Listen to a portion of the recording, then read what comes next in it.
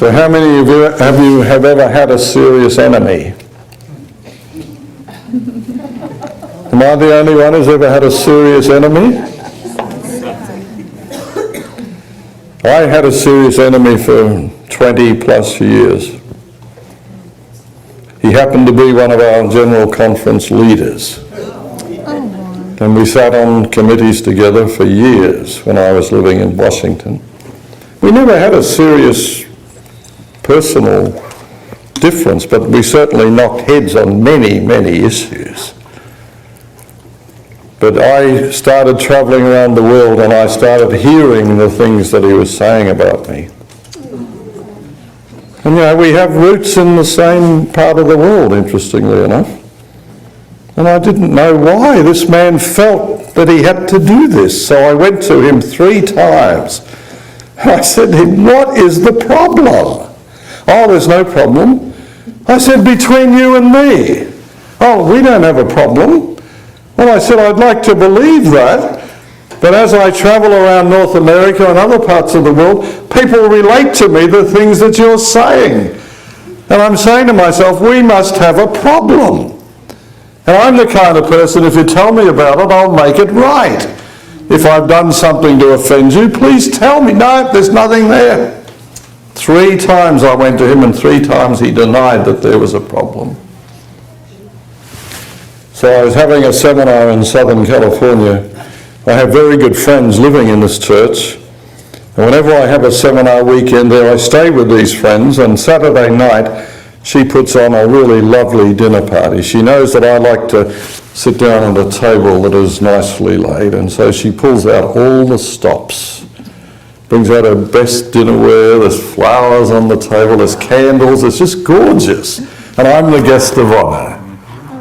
And on this particular weekend, she said to me, we have a big surprise for you tonight. I said, oh goody, I love surprises, She said, we have a visitor from your part of the world. I said, oh, fantastic. I was getting excited, Until you saw him. She said, well, we're not going to tell you who it is. We're going to surprise you tonight. I was held up at the church. It was like 8 o'clock at night. I finally arrived at the house. And there's a dozen people that are all sitting around the table waiting for me. And I'm at this end of the table and the other surprise is at the other end of the table. And I looked up at the other end of the table and there is public enemy number 1. And of course my friends know nothing about this. And we can fake it pretty well, I walked up and gave him a hug and, we greeted each other as though we not only knew each other, but we were old friends. Ha ha. And I sat down at the other end of the table. So we had a blessing and we started to eat. And this guy started, the way that he does, he makes little cutting remarks about you in front of everybody. And I'm just sitting there saying, God, give me the mind of Jesus that I don't respond to this, And God's been good to me because Jesus in me, I've learned, doesn't respond to something like that. And so I'm not responding, and then the most surprising thing happened. In the middle of dinner, this world leader breaks down and starts weeping at the dinner table. And all my friends from this church are shocked and embarrassed. They don't know what to do, and they're all looking at me because I know him. I'm the only person sitting there who knows why he might be so emotionally distressed. He's just been through a very painful divorce. Even his children had turned against him. And I could sense some of the pain that he must be feeling, but I remained rooted in my chair. And so God sent the Holy Spirit down to me and he went, knock, knock. I said, there's nobody home. Because I know where God's going with this and I don't want to hear it. And God says, come on, come on. I said, no way. I know exactly what God's going to ask me. God says, this man is in great pain. I said, yes, he's in great pain. I agree with that. Well, God says, I'm planning to reach him. I said, I'm sure you are. Well, God says, I've decided to use you. I said, well, thank you very much. But But the only thing is, this man would never let me minister to him.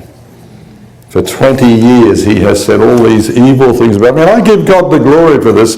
God told me I was never publicly to respond to this, and for 20 years I never made a single statement. That's the grace of God, isn't it? Yeah. But it was painful to know that he wasn't acknowledging that we had a problem. Anyway, God says, well, I'll cut through it all. I am planning to use you. I said, okay, what do you want me to do?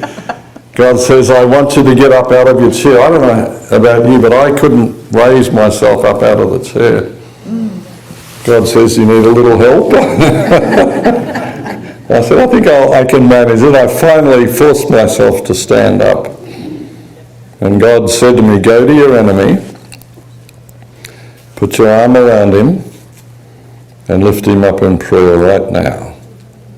He's dying. He's in the most incredible pain. It's an interesting thing that God lays this on you, isn't it? Because I realised that God was doing this primarily for me as well, you know. Because it's one thing to never publicly say something about your enemy, but it's another thing to love your enemy.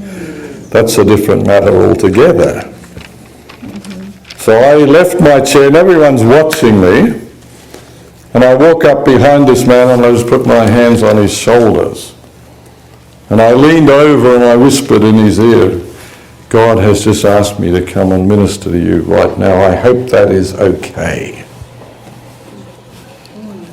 And there's a moment's silence and he looks up at me through the tears in his eyes and he says, please do.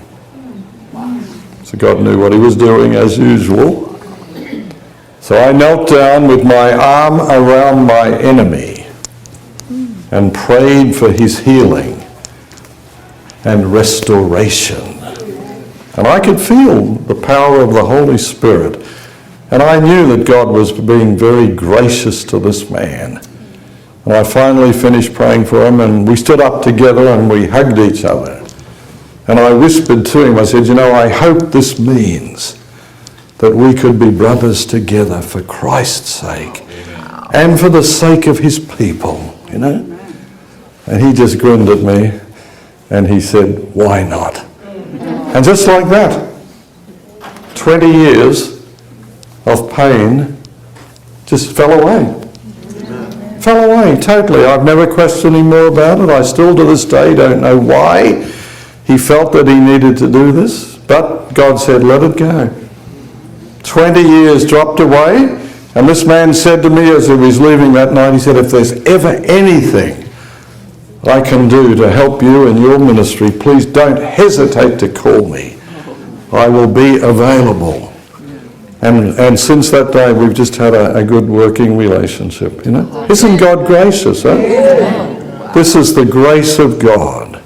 But Christ had to come into me to get me to even move out of that chair. Because you can imagine it was the last thing I wanted to do because I felt he would reject me if I made any approach to him.